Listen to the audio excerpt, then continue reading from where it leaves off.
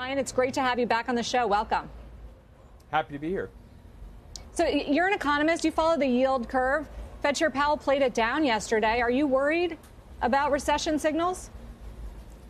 Well, when we look at the strength of the economy, we try to look at indicators across the board. And I think one of the striking things about the economy right now is the resilience of the American consumer and demand. We're seeing that in data over the course of the month. And so we continue to believe that we've got a resilient economy with a very strong labor market and with a consumer that is continuing to sustain and has continued to sustain through a number of shocks and changes as we've come through this recovery. So that's our assessment as we sit today. Obviously, there are risks and uncertainties looking forward, but the strength of this recovery is quite notable.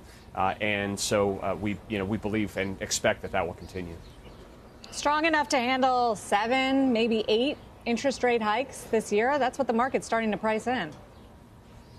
Well, look, we have had a historically strong economic recovery. The economic growth that we've seen is the strongest in 40 years. The labor market performance is the strongest that we've seen ever in a modern economic recovery. And we've seen that through a number of unexpected twists and turns, including the pandemic and the Delta variant, the Omicron variant, some of the supply chain challenges. And obviously, we continue to have real challenges on the supply side of this economy and with elevated inflation. But we think that the most notable issue right now is the resilience of the American economy. And I would note unique among advanced economies in the world. The president's heading to Europe later this week, and the American economy stands out for that resilience as well. But the inflation picture has changed, and it's gotten worse. I know you met with CEOs yesterday, Brian. What did you hear from them, and what did you tell them about what you're expecting now as far as how long inflation is going to last, especially with this new shock we're seeing in food and energy prices?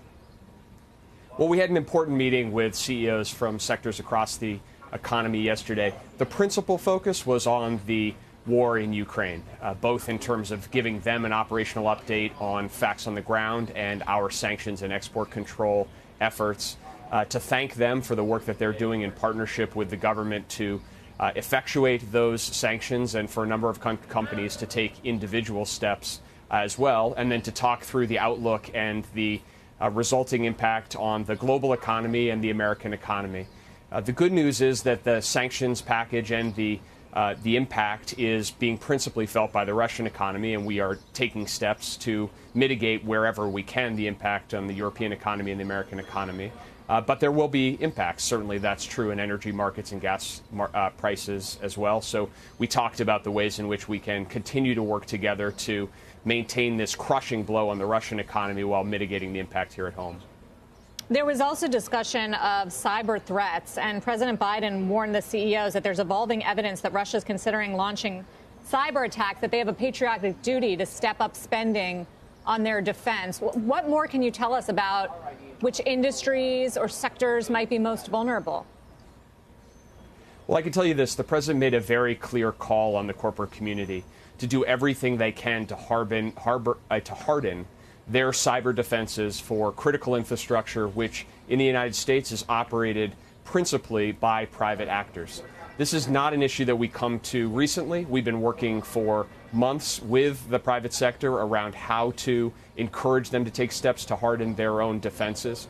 But it is made acute right now because the Russian government has these capabilities. It's signaled its intention to use them to react to and to respond to the sanctions package that we have put in place. And so everybody needs to be vigilant and on a high state of alert. And one of the things the president underscored is that for many of these companies that operate critical infrastructure, this is not just about the benefit of their shareholders and their stakeholders, that the benefit of the broader American public and the broader economy is on the line. And so therefore, it's important that we all do everything we possibly can at this moment. I can't tell you when exactly Russia may act or on what sectors, but what the president made very clear is that risk is real. Is there any evidence that it started?